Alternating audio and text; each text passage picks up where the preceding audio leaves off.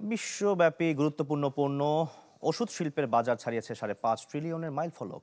ওষুধ এবং চিকিৎসা বিজ্ঞানের নানা খাতে গবেষণা এবং বিনিয়োগ করে যাচ্ছে এই শিল্পের বিভিন্ন প্রতিষ্ঠান। তবে মার্কিন প্রেসিডেন্ট ডোনাল্ড ট্রাম্পের ওষুধ এবং এর উপাদান আমদানিতে শতভাগ শুল্ক দুঃসংবাদ নিয়ে এসেছে এই শিল্পের প্রতিষ্ঠানগুলো এবং মার্কিন ক্রেতাদের জন্য। বিশ্বজুড়ে এক গুরুত্বপূর্ণ পণ্যের নাম ওষুধ। নিত্যদিনকার জীবনে এই পণ্যের ব্যবহার অনেকটা অপরিহার্য। ওষুধ শিল্প শুধু ওষুধ তৈরিই করে না, বরং স্বাস্থ্যসেবা খাতের ভবিষ্যৎও নির্ধারণ করে থাকে। বর্তমানে এ শিল্পের বাজার দাঁড়িয়েছে $5.5 ট্রিলিয়ন।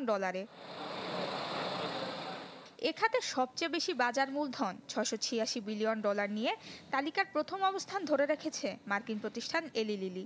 বর্তমানে প্রতিষ্ঠানটি নতুন ধরনের ওজন নিয়ন্ত্রণকারী ওষুধ ও টাইপ 2 ডায়াবেটিসের নিরাময় নিয়ে কাজ করছে।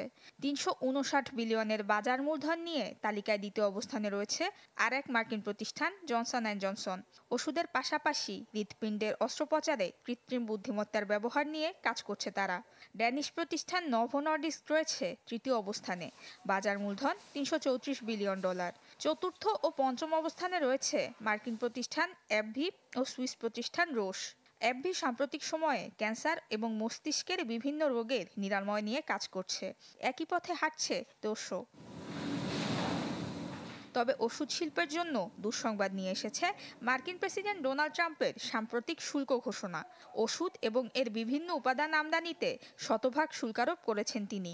ফলে যুক্তরাষ্ট্রের ক্রেতাদের জন্য বাড়বে আমদানিকৃত এবং খোদ যুক্তরাষ্ট্রে উৎপাদিত ওষুধের দাম, এবং এই খাতের প্রতিষ্ঠানগুলোকে পরিবর্তন আনতে হতে পারে বিভিন্ন কৌশলগত সিদ্ধান্তে।